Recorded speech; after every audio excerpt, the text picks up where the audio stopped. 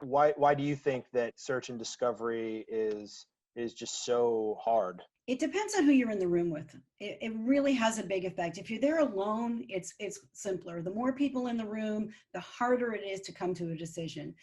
Does mood matter? Does time of day matter? Yes. I think they're all factors, but I think the biggest factor is how many folks are in the room and how many services do you have? And I think there's going to be natural stratification based on how the families or the households look at what the content is. So Disney, perfect for kids, right? You can keep watching the same stuff over and over. I love doing that. I've watched Monsters Inc. and Shrek countless times.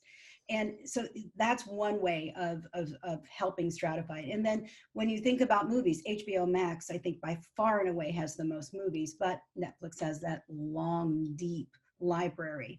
And so you start to have the conversation around what it is you want to find. And that's how curation is largely happening today. It's too hard to search. This is an opportunity for the sort of aggregator platforms I was talking about earlier, to be able to offer cross-service search and discovery. Right now, you have to go into a service, and then that service has its own recommendation engine, which may or may not be great. It doesn't know, to Randa's point, it doesn't know whether you're by yourself or with other people. It just knows what you've watched before with whatever the account login is that you're using. So I actually think that there's a lot of improvements that could be made to recommendation engines to get a little more sophisticated. I don't think it's hard for, I sympathize with them because they don't have a way to know who's in the room, right? Unless you tell them. So I think that makes their job harder. But maybe there's a way that they can offer, like, recommended for Sherry only, recommended for Sherry and her son, or I don't know. I think there's work to be done there. And I do think this idea of a cross-service search and discovery through aggregation platform is a good idea, and will also introduce people to new services they might not have heard of before, because it'll be, you watched this on Netflix, you might like this on BritBox or something like that.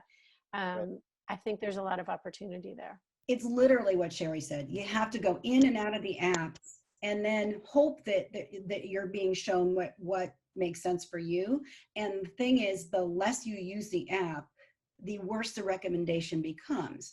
So Netflix, for instance, has done a good job of at least saying who's in the room, whose account am I watching this with. But over time, I've only watched one particular genre on Netflix. So that's all they show me. So I don't want to know that. I want to understand, based on a broader view of my likes and interests in my household, what is it I really want to see? That's true curation. And I do think that within the apps themselves, there's a great deal of improvement that can be done, studying really deeply and closely the analytics around what is happening with content, so that you can start to assign different genres. So it's not just going to be crime. What kind of crime? The more metadata that you can add to define your show to the nth degree, literally, will allow for greater audience segmentation, and then finally better recommendations, which is everyone's dream, that every service wants people to spend more time with their content. And that's the way to get there.